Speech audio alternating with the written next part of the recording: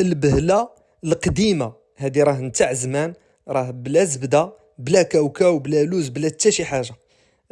طحين الزيت والسكر كيعطينا هذا الكاطو هذا اقتصادي 100% وتيجي كيدوب. خفن زربن غادي يصاوبوه اليوم. عندي هنا كاس نتاع السكر، كما تلاحظون فيه 160 غرام اللي بغى بالغرام. هذا كاس قل شي شويه نتاع الزيت. دابا غادي نديرو الزيت والسكر وشويه نتاع القرفه. كتعجبني مع هذا الكاطو، هي اللي كتنغم هذا الكاطو، كتعطي واحد المذاق ولا اروع. درت هنا معلقه صغيره كما كتشوفوا معنا هنا، وقبيصه نتاع الملحه لتصحيح الذوق. ودابا غادي نبدا نخلط هذا الزيت وهذا السكر، غنخدمهم مزيان. السكر من الافضل تخدموه بهذاك الناعم الرقيق، باش يساعدنا باش يتخلط دغيا مع داك الزيت. الا كان داك الغليظ كياخذ شويه د الوقت. هذا الرقيق هذا دغيا كيتخلط ونخدمو غير بيدينا. كما شفتوا ما خدمتش لو بيتران ولا الماشينه، خدمت غير بيدي باش نبقاو تقليديين مع الوصفه كما راها قديمه ونتاع زمان. هذه كما غتلاحظوا معنا ما ندير لا جلجلان لا كاوكاو لا حتى شي حاجه. هذا دابا هذه فرينه، يعني لا فارين غندير منها 3 نتاع الكيسان. في كل كاس كاينه 100 غرام. كما كتعرفوا فرينه راه خفيفه على السكر، واخا نفس الكاس راه تيكون الغراماج مختلف. وغادي نزيد 3 الكيسان كما غتلاحظوا كاس بكاس. اون فوا تنزيد الكاس الاول وكنبدا نخدموه هكا مزيان بيديا. الطريقه راه باينه وسهل. من هذا الكاطو راه ما كاينش، راه دغيا كيوجد، راه خفن زربن. عندي هنا واحد الباكيه نتاع الخميره نتاع 11 غرام، كنزيدها كامله. وغادي نخدمها مزيان حتى هي، نخلطها في هذا الخليط هذا في هذا لاباري هذه. عاد نزيد عليها فرينه من بعد. دابا الكاس الثاني اللي فيه حتى هو 100 غرام غادي نزيدو، وغادي نخدم عاوتاني هاد لاباري هذه غير بيديا. السر في هذه الوصفه هذه غادي نوريكم القوام اللي خصكم تحصلوا عليه، وحتى في الطياب ديال هذا الكاطو هذا عنده واحد الطياب مختلف.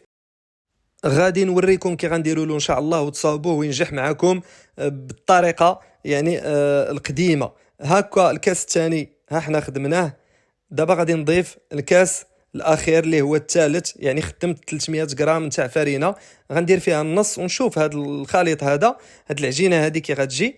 عاد غنزيدها نكمل هذا شويه اللي بقى. العجينه ما خصهاش تجي مزيته بزاف. الا جات مزيته يعني غنزيدوا هاد شويه الفرينه، والا جات ناشفه بزاف نزيدوا لها نغيزه نتاع الزيت. هذه غير من باب الا كانت فرينه ديالكم يعني مختلفه بزاف على ديالي. انا هنا كما غادي تلاحظوا درت 3 نتاع الكيسان.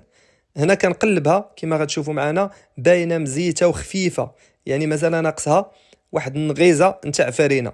غنكمل هذا الكاس هذا الثالث كما قلنا، هي 300 غرام اللي خدات ليا نتاع الطحين.